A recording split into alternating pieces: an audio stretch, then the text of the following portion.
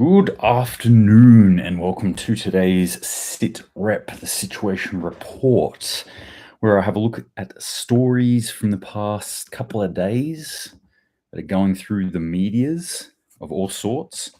And we have a look at it from the perspective of prepping, being more prepared for what's coming down the pipeline in the future. And there's some funky stuff coming.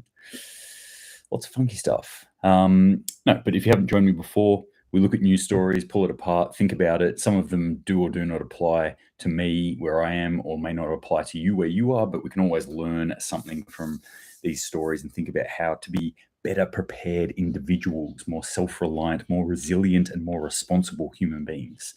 That's the shtick of this thing. I'm Gads, and this is Ragnarok Survival. So this is the SitRep for today, which is the 6th of January, 2023. Have I got that right, everyone? Shit, I have. I think this is the second one, episode 2 for the year. Might start counting them. I should start counting them. I'll forget. I guarantee you I'll forget what number I'm up to within 3 episodes.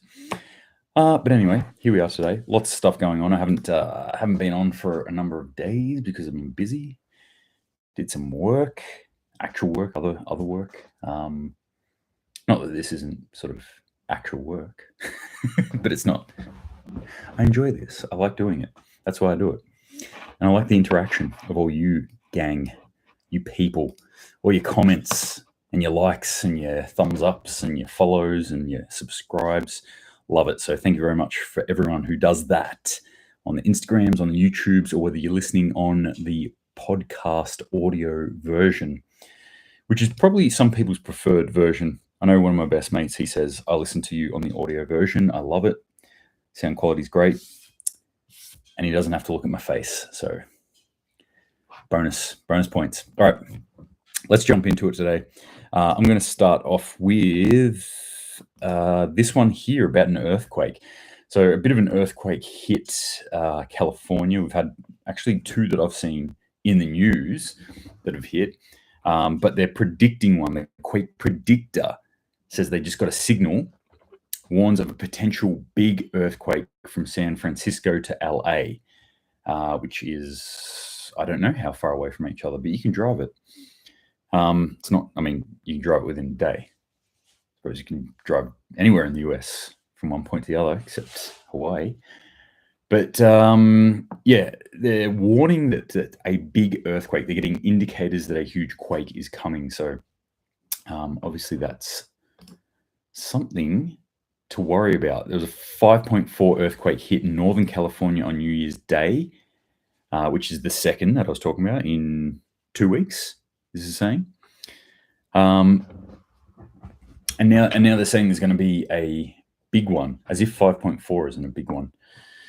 But always problematic. So if you live anywhere around this area, or if you live anywhere along a fault line, in Australia, we don't generally worry about that too much. I know my New Zealand friends do worry about that because it does happen there. I mean, they do happen in Australia, but they're pretty few and far between, and they're not generally big quakes. But definitely my New Zealand cuzzy bros over the pond. It's always something to think about, these earthquakes.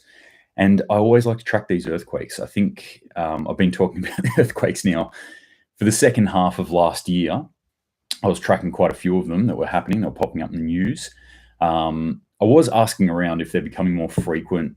No one actually came back to me and said, or the people that I did talk to about it said, no, I don't think they are more frequent. Or if they are more frequent right now, that's not a big deal. That's the kind of way that earthquakes roll. You get clusters of earthquakes, and then you'll have periods where you don't have too much at all. So there's nothing outside the norm of earthquakes. But still, I like to highlight stories like this because it's a good little reminder for us that these things happen. Even the most solid thing that you can think of, terra firma, Earth, can shake underneath our feet and collapse everything around us. If your plan is solely, I'm prepped, I've got my bunker, everything's sorted, I'll just lock down and stay here. What happens if you can't stay there? What happens if your bunker is the thing that collapses in when the actual earth that's holding it starts shaking? So these are the sorts of things. Always have a plan to leave, always have a plan to stay. Little armyism there. Always, what we call them, landslide and sandbag. So landslide is having you plan to get out. Sandbag is having you plan to stay put where you are. Everybody should have pretty good plans to stay put by now, because we've been getting punished with that for the past couple of years, where our totalitarian, authoritarian governments would, on a whim, say, hey, you can't leave your house all of a sudden. Pff, fuck you. I'll leave my house when I want to leave my house, all right? But anyway, we should be prepared, at least, to have that in our mind, like, oh yeah, staying in your house for 2 to 3 weeks. That's something that you can get your head around now. But what about getting out? Getting out of there? Things like bug out bags and stuff like that's a real hot term in prepping industry. I like to make little videos on bug out bags. I'm not really a bug out bag. I mean, I do have bug out bags, but it's more bug out kits that I have, and they're kind of scaled up. But anyway, definitely something to think about. Peter Rouse, earthquake in North Island, New Zealand, also been 3 to 4 in the past month here in the North Island. That's the North Island of New Zealand. Interesting. I think I've seen one news story on a small one in the North Island, but haven't heard much about it at all. So that's pretty interesting. Good afternoon to you, Commie Hunter, on the YouTubes, usually on the Instagram. So interesting. Usually more earthquakes during solar polar reversal. I have no idea about that, but if you say that is so, then I will take your word for it. I think there'll be some other effects too from solar polar reversals. We shall see. We shall see. All right. What else is going on? I'll just flick through some stories here because I want to get to the other one, which was also in California, if I can find it. I've got heaps of stories here. So here it is. Bomb cyclone. So something that was being described as an atmospheric river was coming in and looks like it was going to make a landfall over California. It has. So this bomb cyclone of rain, they've got 5 to 8 inches of rain. This was, I was up at about 2 in the morning, and so I saw this one at about 2 in the morning my time, which is, I don't know what time over in the US, but probably halfway through the day. 5 to 8 inches of rain. And I forgot to look this up, but I was sitting there at like 2:30 in the morning going, how do Americans measure volume of rain when it comes down? Because I know how we do it in Australia. We do it in mils, and I'm pretty sure it's 1 centimeter square, and then you count the mils up. So 1 centimeter squared times mil. I could be wrong on that. It could be 1 mil squared times mils. But anyway, so 5 to 8 inches of rain means almost nothing to me. It just sounds like a lot. That's, I think, what, 7 inches in a foot, or is it 12 inches in a foot? It's 12 inches in a foot. I can never figure out this system. It's so difficult. America, please come to the metric system. Help dullards like me out. But anyway, 5 to 8 inches of rain sounds like a lot of rain to be coming down in one go. Wind gusts recorded 80 to 90 miles per hour. In this report, there was 190,000 people without power. This is something that I've been talking about quite a bit recently. I feel like I've said this quite a few times, particularly around the US. How many people are without power? I mean, I've been talking about it with Ukraine, but the US being having the power grid attacked and having the power grid knocked out because of weather events, and this is yet another one. So almost 200,000 people in California knocked out without power. I could only imagine how that would go. I can see some of the heat map of where it's hit, and it's a little bit more into Northern California. I've never been to Northern California, but my impression of Northern California, I've been to Southern Oregon. My impression of Northern California is that the people might be a little bit more rural up in that area, thus might be a little bit more resilient. Please correct me if I'm wrong. That's just the idea that I have. It's certainly, I've been to LA a number of times. I've been to San Fran. I've been to San Diego, and they're definitely not like that down there. they're the antithesis of that. They're the exact opposite of that. So, but it looks to be centered around that San Francisco area, but also going up into Redding areas. I'm not sure where that is, but I've never been there. Rain is also falling on top of snow because obviously they're in the middle of winter there. In higher elevations, expected to flood off the Sierras, the mountain range that runs through California. I also saw, I didn't snap a photo of it foolishly, but I saw a report that the snowpack in California right now is the deepest, the thickest it's been in 40 years, which is interesting. So extreme weather events, compacting on top of each other. What are the impacts that's going to have for come springtime too, when you get the spring melts as well? Could see more flooding coming down the pipeline there. But yeah, always good to think about weather events. I like to throw them in. Savage the Wild. Hey, bub. Happy New Year to you too, my friend. Thank you for joining me today, and hope you're doing well in the cold. I'm guessing it's cold where you are right now, because it is cold in most of the United States of America right now. Speaking of the United States of America, here's a little rant for you. I'm pissed off. I'm angry again. I can't believe I'm having to say this yet again. I'm going to go through this rant one more time, and I'm hoping this is the last time that I'm actually doing this rant. The TSA has once again come out and said that the unclean folk of the world are not allowed into the United States of America. It came up, it's due on the 8th of January. I was talking with some friends about it. I was starting to get a bit excited. I thought, this is it. I'm coming back. I'm going to the States. Nope. They just extended it for another couple of months. I think April was the one that I saw. It was April or maybe mid-year, June, somewhere around there. But regardless of that, it's been extended out another 3 to 6 months. It just saddens me and it frustrates me. Why are people hanging on to this? It is so asinine as far as I'm concerned. Feel free to argue with me if you want about this, but this is my perspective, and I'm pissed off about that. TSA, sort your shit out. All right, let's jump over to France. This one was interesting, actually. So French, this is a good lesson for us, and a little bit of a lesson in cybersecurity, I guess. So French police pulled over a car, and essentially they found a device in the back of the car, and they're like, whoa, there's wires coming out of it. It looks like pretty high tech. Let's call this in. This is a bomb. This is probably a bomb. So the EOTech guys came down, the bomb guys came down, and they were like, you know what, let's have a look at this. Got in their big green suits, opened it up, and we're like, this is not a bomb. This is some sort of like IT device or something. Finally passed it around, and they found out that it was a professionally built IMSI catcher.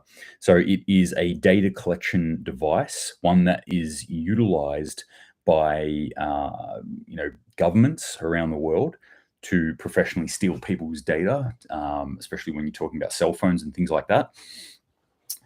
Used by intelligence organizations all across the world, especially Western intelligence organizations. Difference being that this was a criminal organization that was utilizing it. So, yeah, that's sort of showing you what the capability, or at least the reporting said that this was a criminal organization that was using it. I read that and I was like, okay, all right. This stuff, it's not exactly like, you can buy it, but it's not exactly off the shelf gear, right? So that was interesting. That I could see maybe this was some other country, and there's some covering up going, oh, it was a criminal organization that we found was doing it, even though it was some other country that was doing it, and they didn't want to highlight that fact. But regardless of who it was, it's just a little reminder for myself and for everyone else. And I like to put these sort of stories, these cybercrime stories, information security stories. Think about the security of your information, because even if you're that person, I get this all the time from people when I'm talking about cybersecurity. They go, oh, yeah, but I don't really have anything that's worthwhile stealing. I'm like, you do have something that is worthwhile stealing. Everybody has something that's worthwhile stealing. Anything that you put out online is worth stealing. Someone can make money off it. So just be aware of that. There's that sort of stuff going on. This is high-end kind of gear too. Peter Rouse said they also said not till April months ago. for the US. My wife can go to the US, but I can't. That's logical. Yep, it is crazy. All right, I've got one more French story here. Where is it?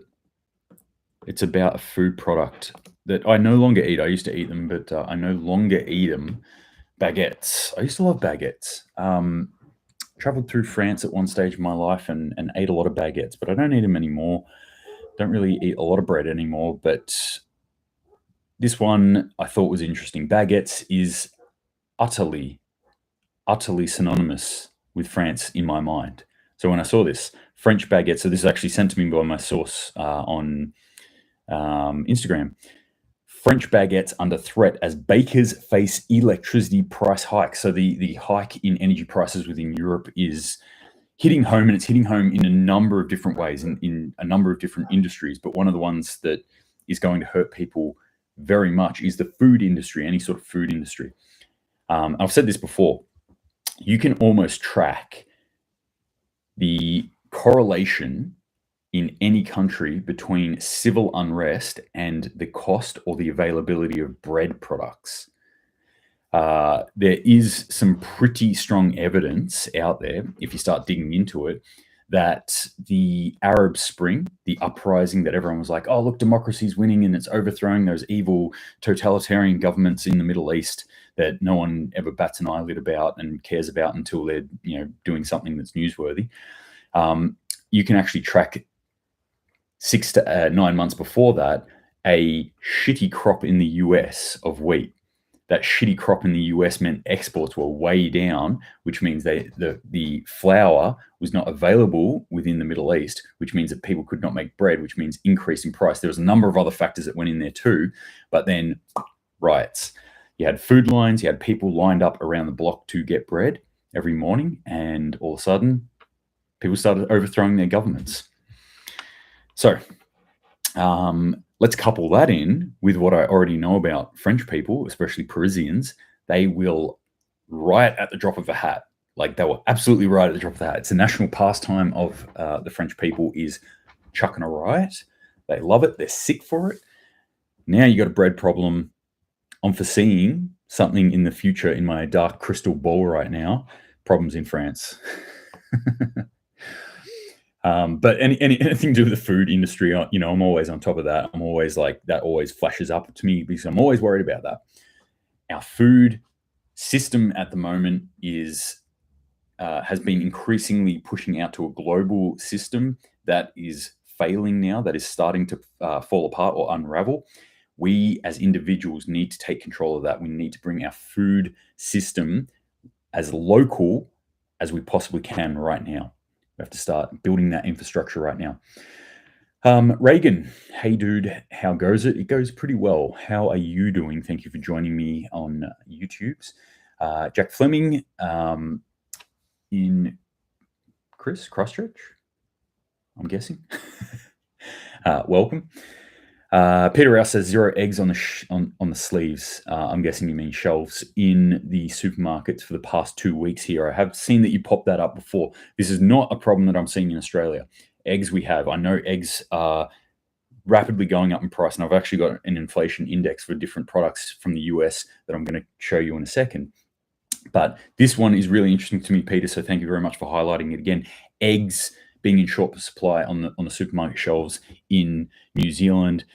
If you are, wherever you are in the world, I know I've got people who watch me from all over Australia, New Zealand. I know there's people all throughout Europe and US. Please let me know if you're seeing things like that, because I like to look at the news and stuff, but I also like the anecdotal evidence. I like when people are giving me actual user experience of what they're feeling and what they're dealing with as well. So Peter Rouse says Jacinta put new regulations on egg production. Jacinta, for those who don't know, is the PM for now in New Zealand. She makes some interesting decisions on things that then have consequences, which never get brought back to her, or at least not in the news cycle, doesn't get put back to her. So yeah, you have things like this, regulations on eggs, and then no eggs. Increase in electricity prices, No baguettes. Tough times ahead. Spice Gal 27 is starving us to kill us or break most of us into complying or both. Great question. Here's my theory on it. Here's my hot take on it. Government, whether through nefarious intellect and intent, or through what I like to call the dumb machine, where you've got mechanisms that just self-replicate and like move along more of an algorithmic pattern, in that when something works or something is, I guess, what would you call it, encouraged, it will move more into that. Like akin to a YouTube algorithm. If you click on certain things on YouTube, you will get more videos like that shown to you, or on Instagram, or on anything on the internet. You're constantly being watched and you are reinforcing these sorts of things. So I wonder, maybe a government that is designed to control people. That is what a government is. We need controllers, apparently. So the government steps in. So government controls people. How does it control people? Well, we need the people obedient. They need to be reliant on us. So in many ways, I look at the government citizen relationship as a codependent relationship with most people. And I'm talking about, what we would commonly call NPCs and stuff like that. People who probably aren't thinking about this stuff a lot, just going along with the flow. Go, yep, government's great. I hate this guy. I hate Orange Man. I, like old guy. I hate old guy. I like Orange Man. Whatever side it is you're on, doesn't really matter. It's all the same thing, just different flavor that you're licking. So they're reinforcing it. Whether this system is going like, well, we need people more dependent, so we need them, to do things or do less things for themselves. And then when people do less things for themselves, then the government goes, oh, well, I don't want you to die, so here's some more stuff. And then people get more stuff and they go, well, I'm getting stuff, so I don't need to do as much for myself, so I'll do less for myself. Oh, the government's now giving me more. Until you get into this cycle where essentially you're just working a job for the government and the government is supporting your life. And again, I don't know if that's intent or if that is just the way it happens to roll out, but that's what I think part of this food supply issue is all about, is about controlling human beings, not necessarily to kill us off. I mean, it could be. It certainly could be. But here's the thing that I've got against killing people off, as far as thinking of it from a government perspective. A government looks at a population. Each person in that population is a dollar amount because they are taxable citizens. Everyone is going to get taxed in that country. And it doesn't matter who they are. They're going to get taxed in some way, shape, or form, especially in Australia, where we've got many, many layers of taxation. So it's not just like, oh, you're in between the ages of 60 and 18. Well, I can tax your income, because they also will tax you on everything you buy at the store. They also will tax you on larger purchases, so on and so forth. They will tax you on inheritance. They will tax you on whatever they can, really. So a government looks at that. If I'm a government, I'm looking at it, I'm going, okay, if I've got 20 million people and I can expect X amount of dollars out of every person, then that's how much money I've got to play with. If we had 40 million people, I would double that. If I had 300 million people, I would 10 times it. So let's have more people. That's why this killing off of people, this idea that we're trying to be, that this organization is trying to kill people off, that's the only thing that makes me think like, maybe not.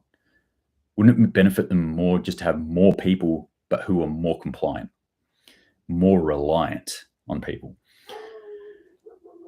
Sorry, that was a massive tangent. I don't know where I was going with that, but just my thoughts on governance, on governments, and one of the reasons behind why this channel is about espousing self-reliance. Don't be reliant on government, self-reliance. All right, what other stories? I've got heaps of stories here, so I'm just going to shotgun blast them out. Kim Jong-un orders military, so this is North Korea, orders their military to increase nuclear arsenal and develop new ICBMs, intercontinental ballistic missiles, that could carry out a quick nuclear counterstrike. So they're looking at expanding their nuclear arsenal. I wonder, like, can you sanction them anymore? I don't think they're going to stop. I'm sure I had some other sort of nuclear talk in here. Oh, here we are. South Korea and the US discuss possible nuclear drills. So Seoul and Washington are discussing joint nuclear exercises amid flaring tensions with Pyongyang. Now, I have both of these stories, and I was trying to figure out which one came first. Was it the chicken or the egg? Is the South Korea-US announcement of doing joint nuclear drills in retaliation to North Korea, or is North Korea in retaliation to this? At the end of the day, it doesn't really matter.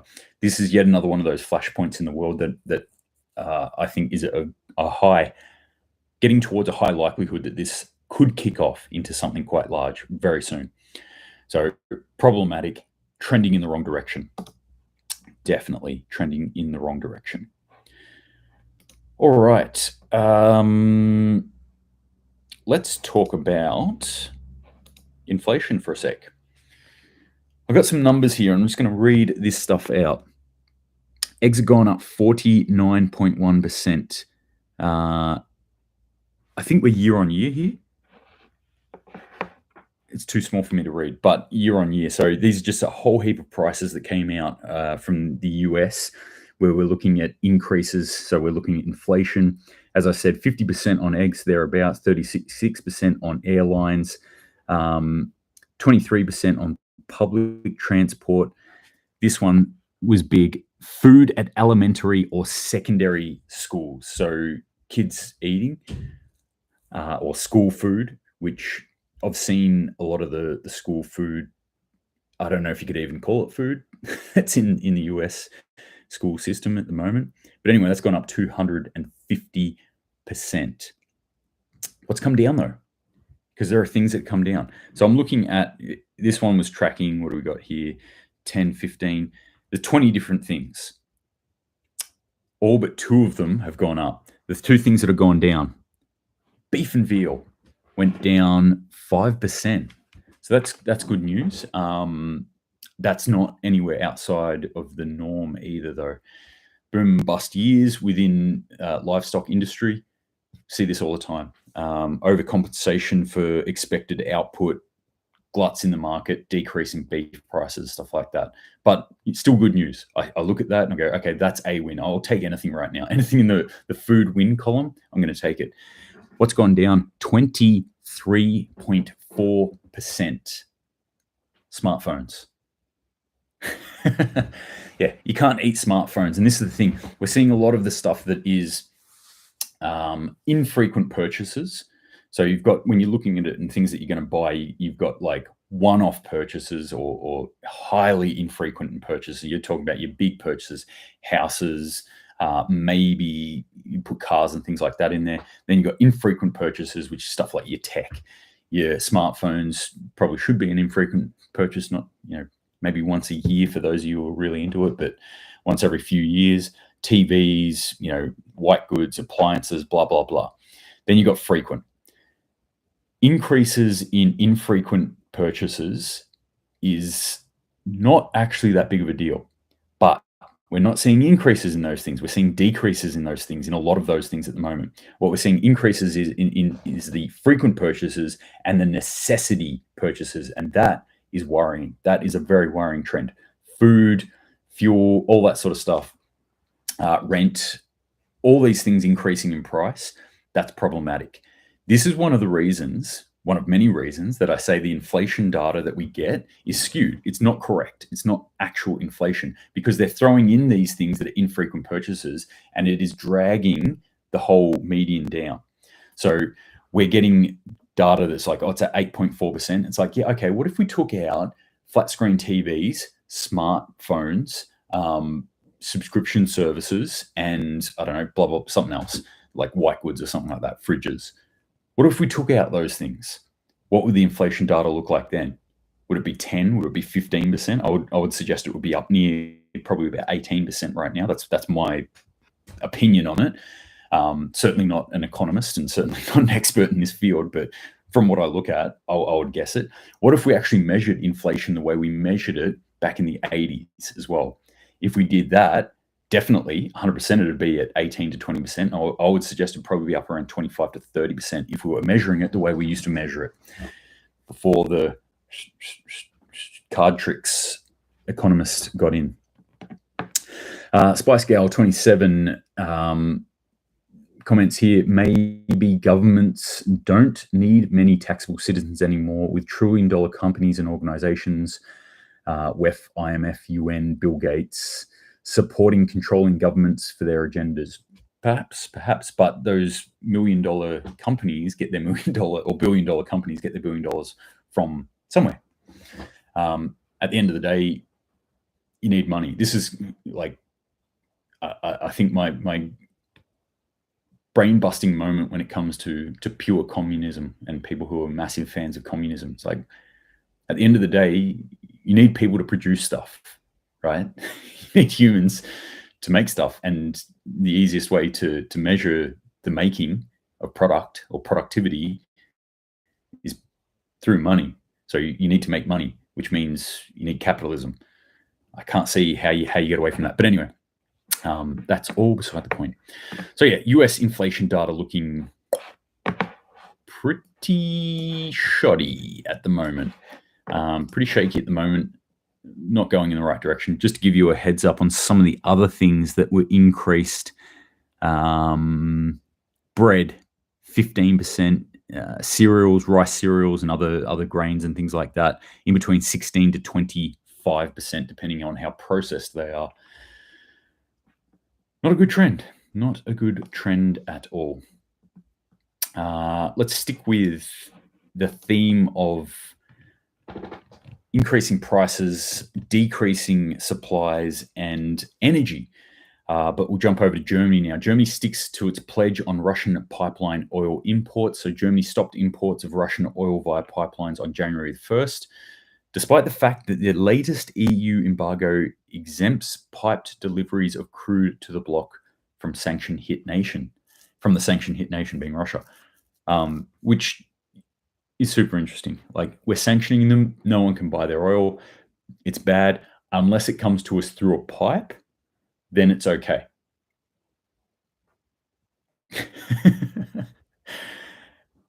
and then they wonder why the sanctions haven't crushed Russia yet.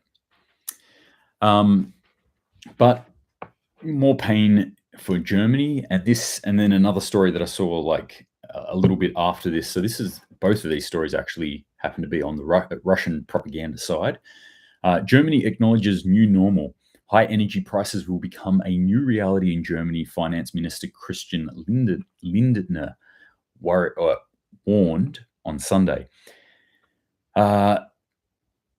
So this was in an interview to Bild newspaper, admitted that Berlin is facing the prospect of more expensive energy in the long term without Russia's natural gas.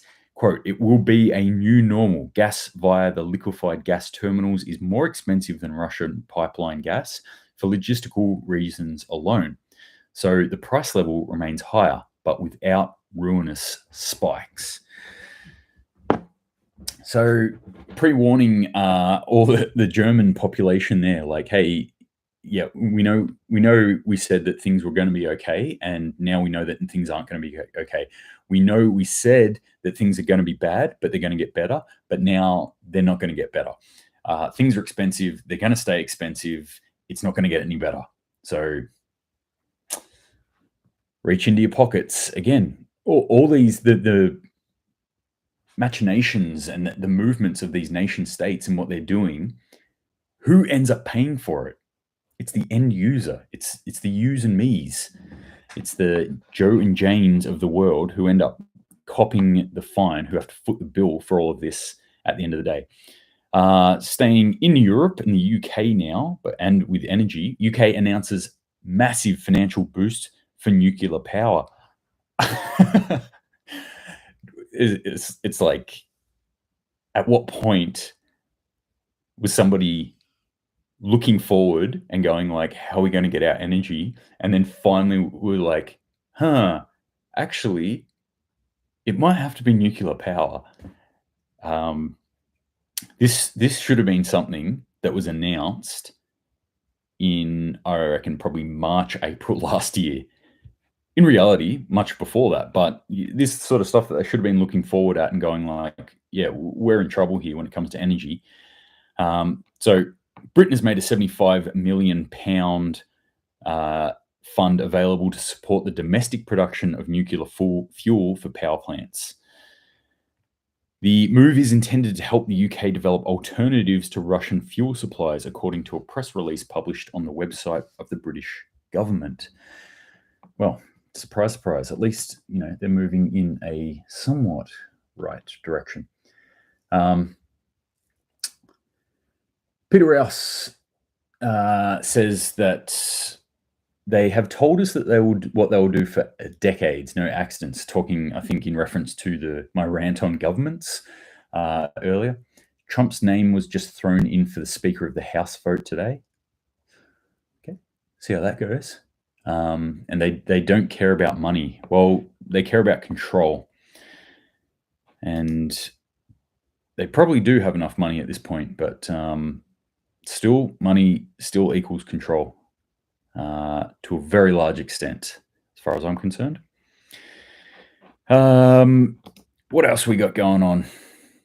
Thousands commemorate the 3rd anniversary of Soleimani's assassination. General Soleimani from the Iranian Revolutionary Guard was assassinated 3 years ago on the 3rd.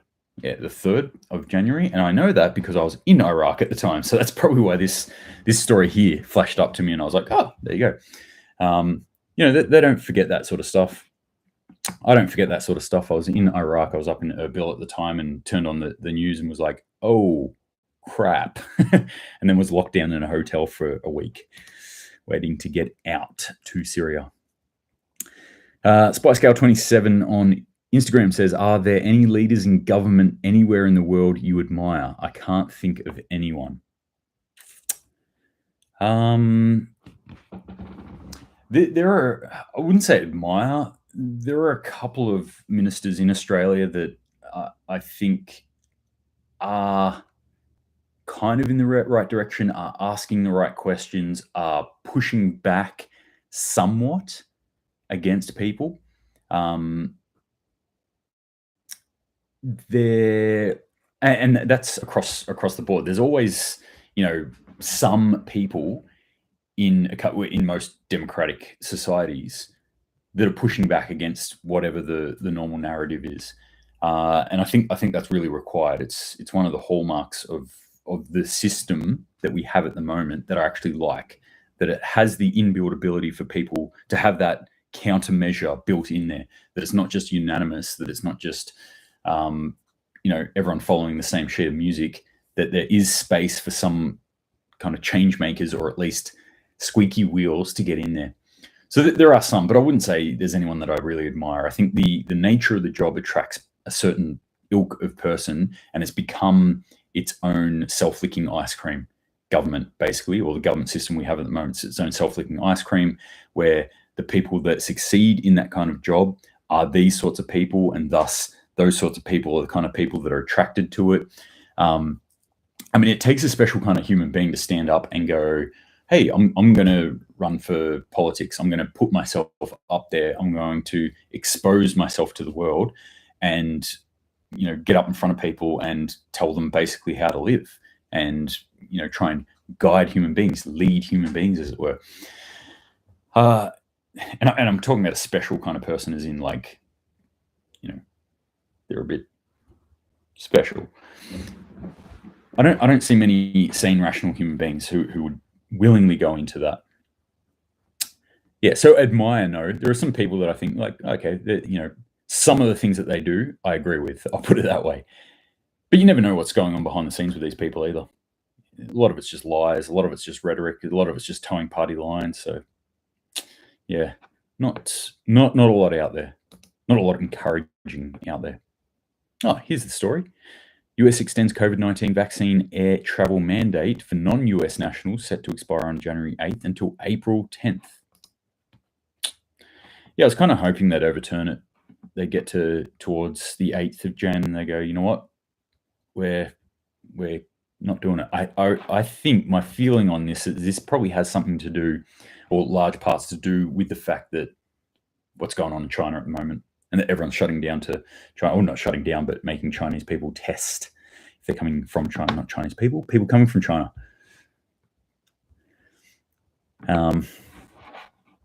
Self-licking ice cream is a great analogy. So true. Yeah. All right.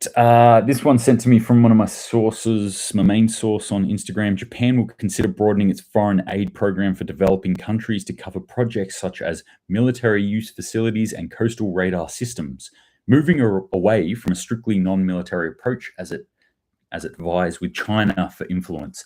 So this is something that I've been looking at quite a bit because it's kind of in my neck of the woods, roughly the space that Australia is sitting in.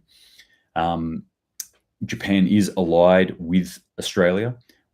Japan is part of some very formal alliances in Australia.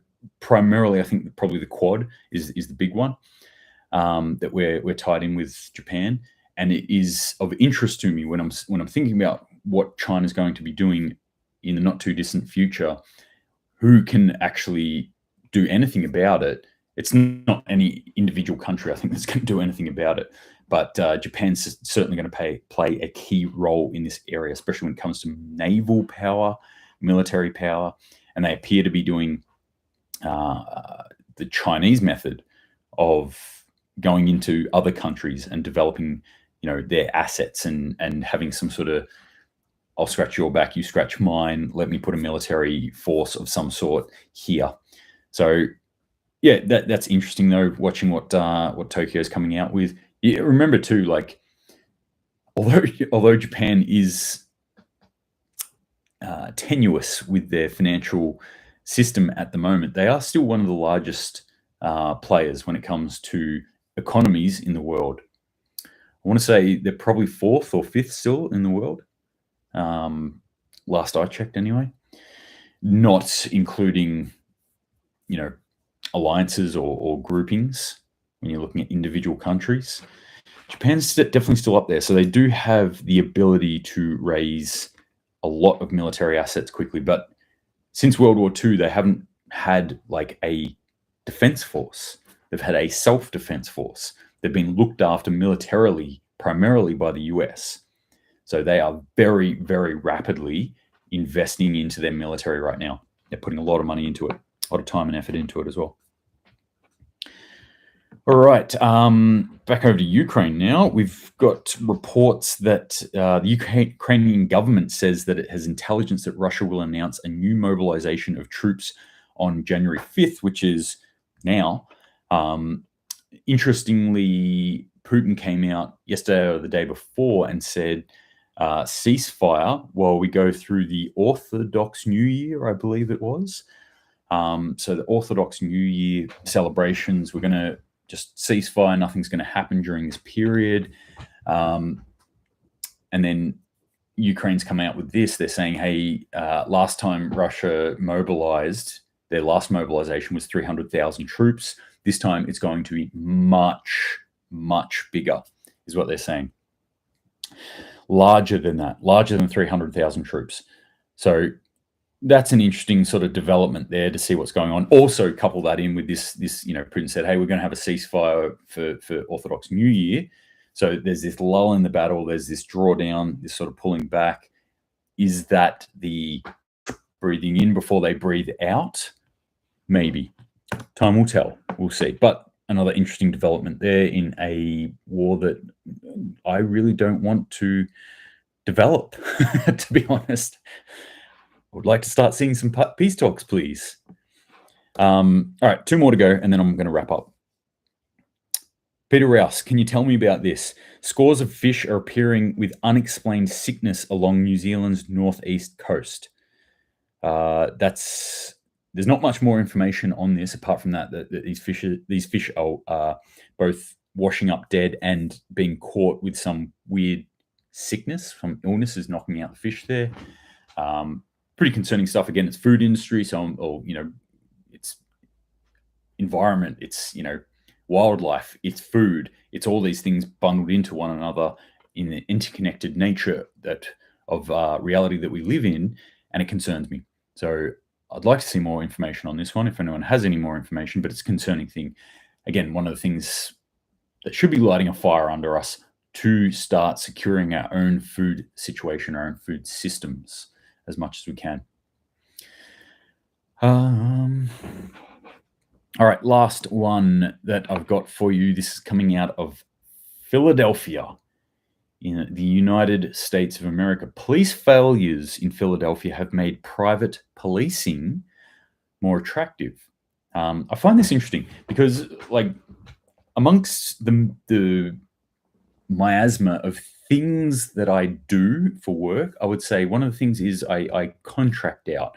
I am a security advisor or a security consultant. Sometimes I'll go over and actually physically do the security myself.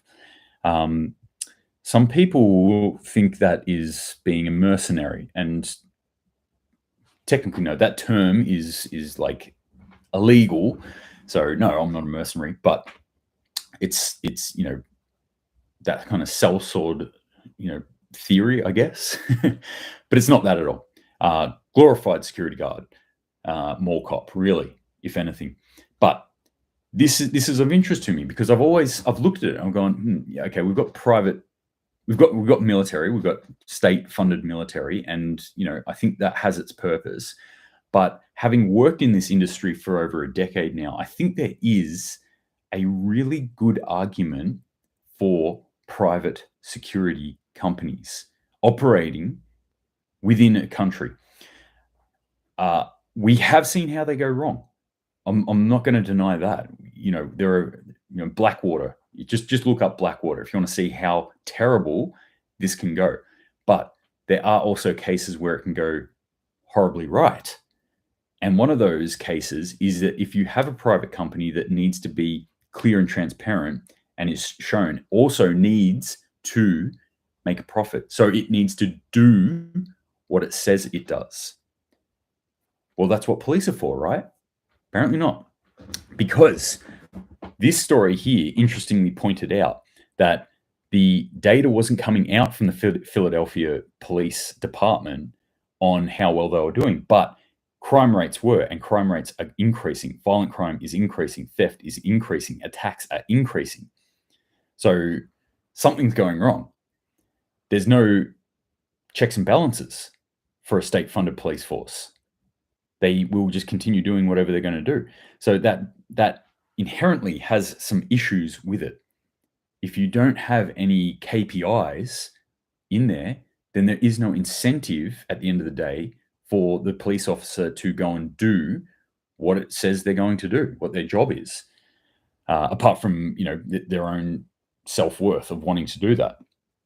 And I think increasingly that self-worth of wanting to do, quote unquote, the right thing seems to be less and less. At least that's the perspective from Australia before you get all angry at me in the US. I'm not necessarily talking about US police here. I'm talking about Australian police and what we've seen over the last 3 years, what they have been doing to their own citizens. And I question, I look at it and go, at what point did you think that was okay? When you went to work and you're like, yeah, I'm going to go, drag this grandma out into the street and arrest her, bodily throw her onto the ground, twist her arms in an armbar behind her back and arrest her while pushing her into the ground, like somebody in their 70s, for not wearing a mask. At what point did you think, yes, that will make me a good police officer? This is serving and protecting the people that are part of my society. So we're seeing the breakdowns in policing right there. We're seeing the failure in it, and we're seeing the lack of oversight that's going on. So maybe private security could actually work. And that's what's actually happening here in Philadelphia in this particular case. Private citizens and organizations, and this particular one I think was part of a university, Temple University, I believe it was, were finding that there was an increase on attacks on their students who were just off campus. So just outside the campus, when people were going outside campus, they were getting attacked more frequently. So they said, all right, we're going to hire our own private security to protect that area, and they would patrol. Apparently, I started out 3 times a week. I think it's increased now, and surprise, surprise, great results. Less attacks. Shocking, huh? Bit of a case for it. You know, there are pros, there are cons, but me personally, I am a believer that there is incentive built into these kind of mechanisms, into capitalism, into private companies. As long as the oversight is there, as long as the transparency is there, these sorts of things can work. But the other part of this is, I'm going to bring this full circle again back to Spice Gals 27's comment from earlier, government and reliance on government. This is where reliance on government can fail in a big way. If you walk around the streets at night and say, well, I'm safe because government protects me, there's police out there. What happens when you get mugged? What happens when you get attacked? What happens when you get assaulted? What happens when you get sexually assaulted? Who, at the end of the day, is most concerned about your well-being? It should be you. And so it should be on you to be self-reliant, to look after yourself, to look after your family, to look after your community. That's the main thing that I want to point out with this story here, is that private citizens here said, the police isn't looking out for us. The police aren't looking out for us. The government is not looking out for us. We're going to take this into our own hands. They did it in the form of transference of risk by hiring another company, but that's a perfectly great idea to do it. If somebody came to me in my town and said, look, we don't feel safe in our town, we want to pay you money to make the town safe, to patrol the streets at night, I would be like, yeah, of course, I'll do that. Or I want to give you some of my pigs that I slaughtered or some veggies once a week to patrol the streets at night, I'd be like, yes, I will definitely do that. But this is the sort of thing, this is to me an encouraging sign.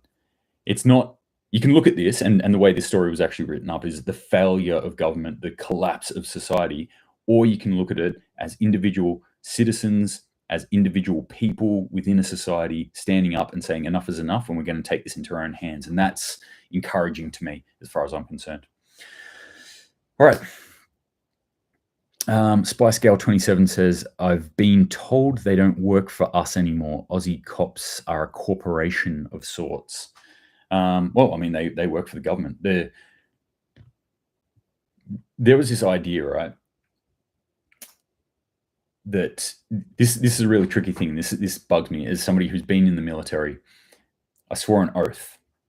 Okay, now technically I swore an oath to a person and to a country, and yet I have to take orders from a government. I never swore an oath to the government, to the people who are in the government. That's transient. I actually swore an oath to the Queen of Australia. The now deceased Queen of Australia, Queen Elizabeth II. Now, I guess she's deceased, so I guess I'm free from my oath. Or does it pass on to Charles? I'm not sure. I'll have to check with him. I'll give him a call later. But we take an oath, and that's what protectors, I think, need to do. There needs to be a system. It's kind of like in the US. They take an oath to uphold the Constitution. The Constitution is not a human being. The Constitution is an idea, and it is a set of laws, I guess, or rules, or edicts that have come out. That's what they're holding to. And I like the idea of that a lot better, because that is not prone to whims. That is not prone to corruption. That is not prone to greed or fear. That is just a set of words, and you can take those words and you can enforce those words. So you can take an oath to that.